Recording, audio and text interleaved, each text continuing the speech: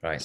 Okay. Hello. Welcome to episode 424 of the Self-Help Podcast with me, Ed Lamb, and my good pal, Sean Orford. How you doing, Sean? I'm doing very well. It is very hot, is it not? Yeah, it is. Yeah. 22.9 in your hallway indoors, right? Yeah. Yeah. I mean, Um, yeah, it is hot. I think it was the Northern Ireland broke the temperature record, but I mean, it's getting to 28, 29 here in the Northwest, which is hot, but it's not record breaking yeah. hot. Like you've been to Qatar quite a bit in the last few years, and I know in Canada it did hit 49 degrees, 54 in Death Valley. But it's not unusual in Doha in midday in the middle of the summer for it to hit 55. The taxi drivers are all in their air-conditioned cars, but they all say, I hit 55 today. So the hottest I've been out in there is 52 with 80% humidity, which was bizarre because you just walked from the airport to the car, which was across the road, and it's like you're drenched. There's water dripping off your glasses, that kind of crazy. So yeah, I have a respect, and I can't quite fathom how humanity can survive in that kind of those conditions. Well, that's one of the big issues, isn't it? Is that if we carry on with global warming, the predictions are that in places like Doha, it could get to 70, which is just, you can't live in that. I mean, it's just crazy. The road starts to melt at that kind of temperature, doesn't it? And yeah. But I mean, even at the temperatures that we're at now, whereas we're going up to 30, it was over 30 in our back garden at the weekend. Yeah. Things like the tarmac will start to melt, all that kind of stuff. And people with flat roofs that think their roofs are really waterproof, if they get too hot, they melt and the felt starts to lift, and then the water gets in. It's lots of fun. Good fun. Yeah, it's going to be a good, cheery episode of the Self-Help Podcast. There are some good stuff. We're talking about anger today as like an emotional force for good and for bad. We'll come on to that in a bit. liveinthepresent.co.uk for all the show notes and links as ever, all previous episodes online, and you can get some free meditation files if you stick your email address in the box on the homepage.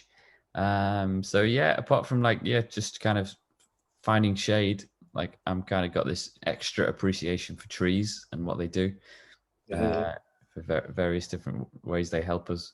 What you been up to, John? How's life? It's good. Life is good because of the temperatures. We have been out and been doing things, which has been nice to be outside. And I seem to be going browner by the moment here. Yeah. The issues about going out, and it is interesting to me. We had to go to Liverpool to do some bits, and I went into one of the main stores, and at least 20-25% of people were not bothering to wear masks anymore, and that was on the Sunday. Yeah, we should have mentioned. Yeah, so yesterday, as we record this on the 19th in the UK, where most of the restrictions were kind of dropped, and it's very much kind of do what you want, but take care, etc. But we're heading back into this new world, this experiment in the UK to see what happens when you let things rip, eh? And did you think the rest of the world is looking at us thinking they must be mad, or do you think it's looking at us thinking, oh, it's okay, that's cool? I don't know. I mean, I'm sure there's a lot of people around the world looking at the UK enviously, maybe, and thinking, no, we're doing the right thing. And, it's just one of those extra kind of culture war things. Yeah. You're on one side or the other, which maybe we can talk about today in terms of anger. But, I mean, it's going to affect, all countries are going to have to take a similar-ish stand at some point and kind of open things up one way or another. Well, they're not going to have to, but they probably will, to kind of keep things ticking over and keep businesses going and all that kind of stuff. So let's just wait and see. In the end, it's not popular to say it. In the end, there will be an amount of people that will die, not just from this virus, but from others as well. And the issue is, do we all hide away and avoid the virus, or do we go out and live our lives and accept the fact that there's going to be an amount of us that won't make it? But yeah, you can go out and you can take precautions. So like you say, 75% of people, a lot of people still on the school run this morning, were still wearing face coverings. I mean, the school's finished now in the next couple of days, so maybe I did, and it's just because, out of politeness, really. And even though we're all outside, and we'll see where we are in September when things start opening up again at schools. But interesting times. But let's talk about our topic, John, because we're talking about anger today. And your blog post is an interesting one because it kind of starts by saying that anger isn't necessarily a negative force. So well, it's interesting because, I mean, last week we did anxiety, we've got anger. Next week we're going to use depression. But if you think about it, anxiety is a basic fear, and that is about keeping yourself safe. So there's a level of anxiety which is normal, and that's a good thing. Depression is when everything stops and you go, oh, and you have to question everything, which gives you the opportunity to reprogram and get yourself on the right track again. So it's like both anxiety and depression are useful things. It's when we have anxiety disorder and we have depression disorder that it becomes a problem. But these are useful things. These are natural things. So anger is actually quite useful because anger tells you when something is wrong, and it gives you the energy to do something about it. Now that could be, we could use other words like I've used on the blog, like passion, determination, assertion, drive, irritation, exasperation, vexation, indignation, displeasure. We use lots of words to describe the same thing. And we don't see that as bad necessarily. The issue is, I think I told you this story a while ago about being in North Africa, and I was meditating down by the harbour first thing in the morning, and there was the waiter and the cafe owner that were having a real ding dong and shouting and screaming at each other and getting really, really angry. And I'm thinking, well, okay, enjoy your new job, off you go. And then when I come back a couple of hours later, they're sat there drinking a cup of tea. So in some cultures, to be angry isn't seen as negative.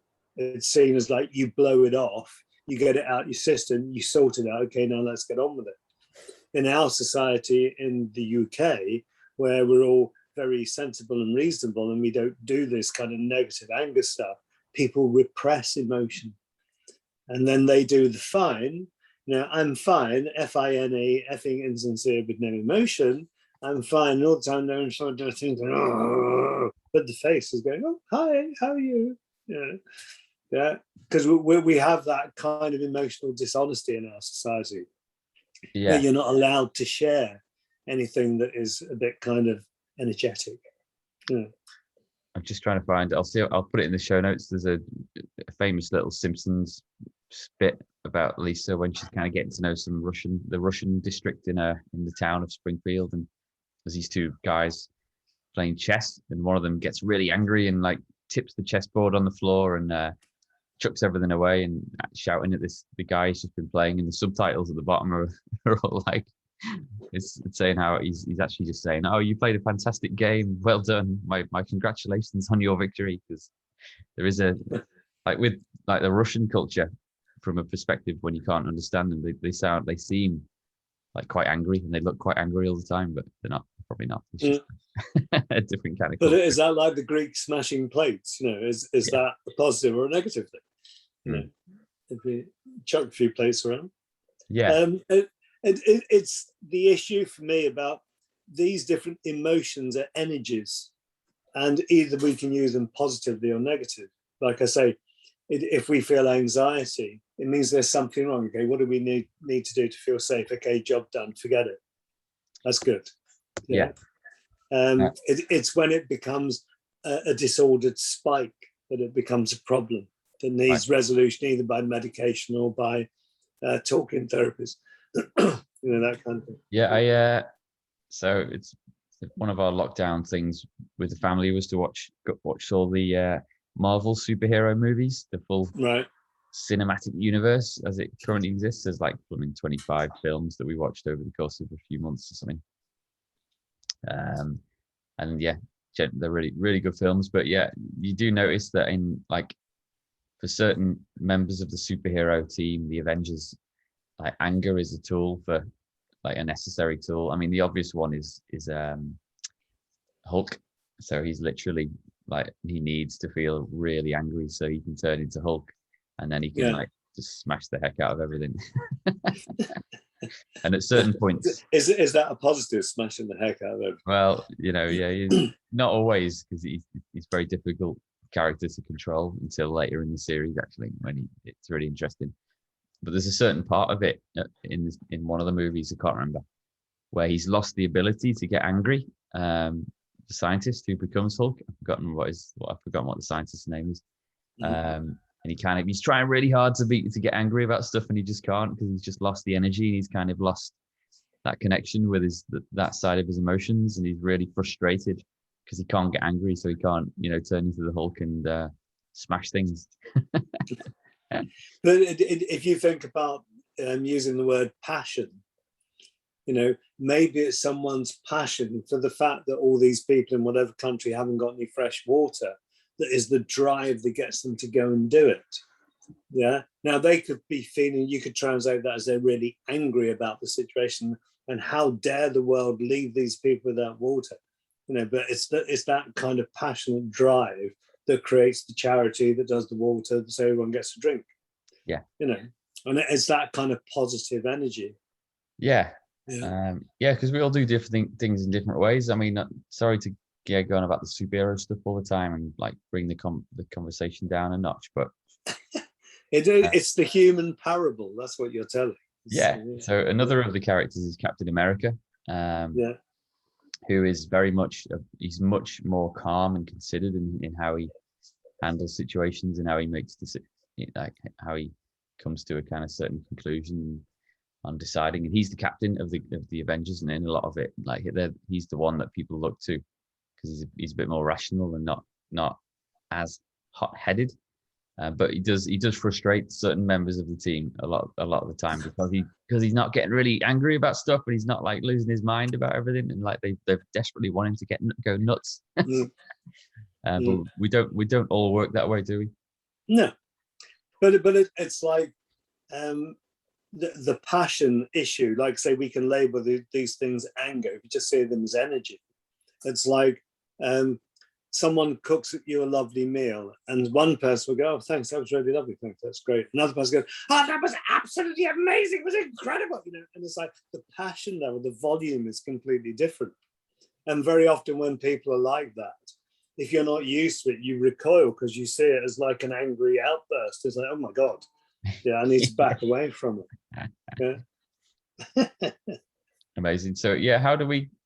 I think we can all acknowledge that anger, if channeled well properly, can be a force for good, but it can also obviously be, it's a fine line, isn't it? And it can quickly kind of tip over into like violence and quite like mindless aggression. So at what point does that point come at different points for people, or how do it depends on the event and the situation. But the way I see it is either because very often anger is an ego issue.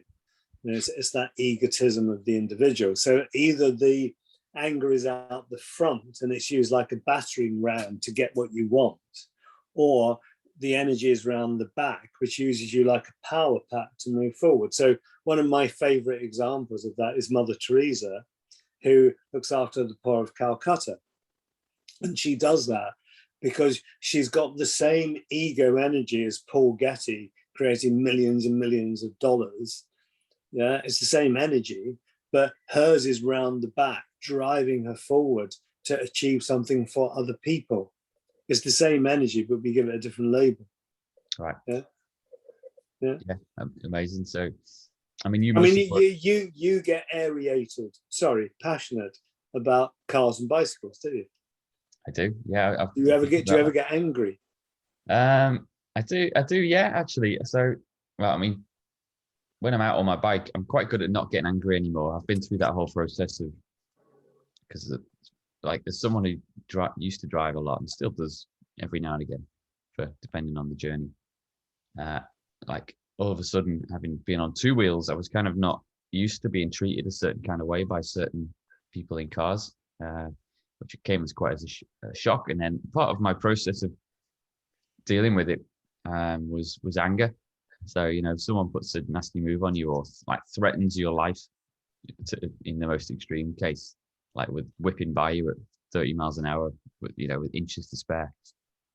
Yeah, it would come across as anger, and I'm not an angry person at all, but you know, I'd be seeing where they were going, and quite often someone will whip by you in a car, but there'll be a red light just up the road that they're desperate to get to for some reason. So you'll have this opportunity to catch them up and like either have a conversation or not, or like overtake them again or whatever. So yeah, there've been times where I've kind of had conversations with drivers, and because you have so little time, because the lights are about to change or that you turn in a different way, it always ends in anger and like in this kind of well, fuck, yeah, up yours, whatever, yeah, get lost, yeah. So I saw a guy on a bike by Mel Station yesterday, and someone cut in on him and was bibbing their horn at him and stuff like that, and he was doing all the gestures and then the finger and, you know, that kind of stuff, and shouting. Yeah. So it's dead easy to do it. And I mean, you don't have to be on a bike. It's easy for two-car drivers to get angry with each other, and all you've got to communicate with is a horn and maybe some kind of gesticulation, you know, some kind of arm movement. So you don't have a limited set of tools. And, you know, but if you go to a big pedestrianized place like in Liverpool, where everyone's walking and you have people walking within centimeters of each other, weirdly, no one gets, you don't get cross, and you can apologize to people if you've kind of got in their way. Oh, sorry, you go first. So yeah, roads are really interesting in terms of anger, actually, because road rage is a real thing, isn't it? And it's something that But is that because the ego is out front, as in I am driving this thing forward? It's not like being pushed from the back. It's like, get out of my way, I'm here. This is my road. Yeah, probably. Yeah. The whole culture of driving and that kind of sense of entitlement you get when you've got this really powerful machine. It's interesting you say that, because I've had several people talking about the scooters in Liverpool, of the electric scooters, about how they're walking down the road minding their own business, and suddenly there's this nutter whipping in and out of everybody on an electric scooter, you know, and it's the same thing that you're talking about, cars and bikes, you know, cars and bikes, scooters and feet, you know. Indeed. So it's fascinating. But yeah, I mean, road rage, I quite often on YouTube watch, you know, clips of motoring incidents and involving all sorts, and like road rage is serious, man. Some people really lose their minds, don't they, and get out of cars and like offer to fight each other or do fight each other. Crackers. Shoot each other. Yeah. Right.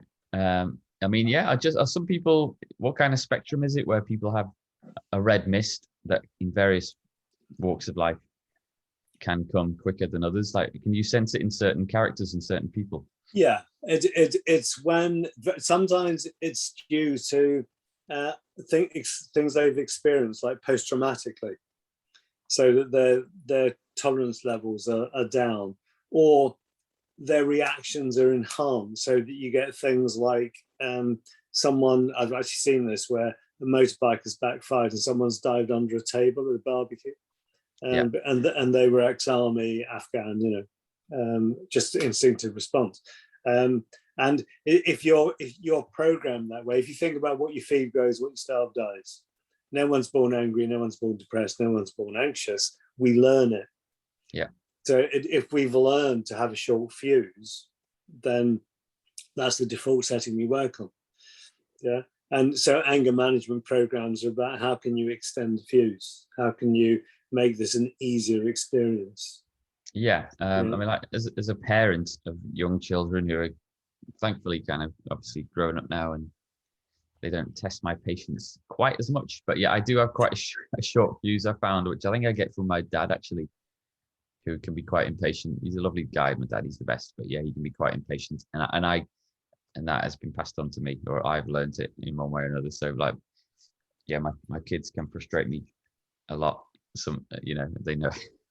So, and it never bubbles over into violence, thankfully. But for a lot of people, I can see, you know, you see news reports about people who've harmed their children, and then you discuss it with friends or whatever, or you see the discussion in the news, and you'll see people say, "I just don't know how anyone could ever do that to a child."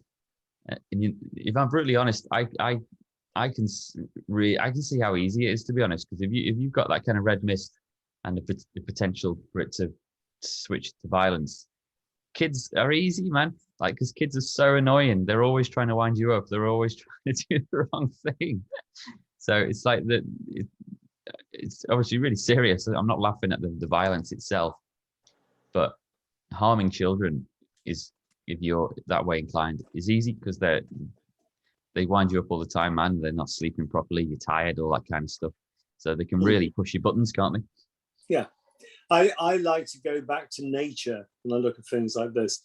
And I'm always minded of the lioness who sat there in the heat, and she's got all these what do you call baby lions? Are they kittens? I don't know what they're. Cubs. All right, okay. We'll start with cubs. So they're kind of climbing all over, and they want to breastfeed and all that, or they're kind of playing with her tail or doing something. And she's had enough, and there comes a point, if you watch the lion, there comes a point where that's it, done. You've crossed the line, and she'll cuff him. She'll give him a good smack. Yeah, right. And they go meow, and then they calm down. Yeah. Now, that to me is a natural part of nature. It's not her abusing her kids. Yeah. Yeah. Whereas we're at a point in our society where if a child drives you to that point and you cuff it around the ear, that's bad. That's illegal. That's, we need to go and lock you up now. Mm-hmm. And whereas those things are natural, it's not natural to abuse and beat people. I'm not saying that. But to communicate physically is not a negative thing necessarily. Yeah. It's yeah, I agree, and most people would agree with that, and will probably say, "Oh, political correctness, it's all gone mad." My teacher used to whack me. I used to, lash a chalk duster at the kid who was misbehaving. It was brilliant. And it probably was, in some ways it was healthy, but you can see why the rules and regulations have kind of gone the way they have, because whacking kids isn't a good look generally, but you can understand why. There was a French man in Scotland a few years ago, and they were in a restaurant, and the daughter was just going crazy all over the place, and he slapped her backside and put her back on the seat and told her to be careful, shut up and don't annoy other people, and then the police arrived and arrested him. Oof, really? Yeah. Which to me was kind of crazy, really. Because to me, that was like the lioness saying, okay, enough's enough, whack, sit down, shut up. Yeah. I mean, yeah, oh my gosh. Yeah, I mean, it's yeah, I'm sure most people would agree. I mean, you don't know what's going on behind closed doors, do you, etc. But it's probably if you kind of do it in public, then maybe in some ways, you're the kind of guy that wouldn't be doing it. Well, I don't know. Yeah, but you can't be terribly nice in public and then get your kids out and beat the death out of them once the door's shut, can you? Yeah, who knows, man. But it's like anger is an energy. Yeah. And anger in a normal state is a really useful energy because it's the power that passions you to do things. Yeah.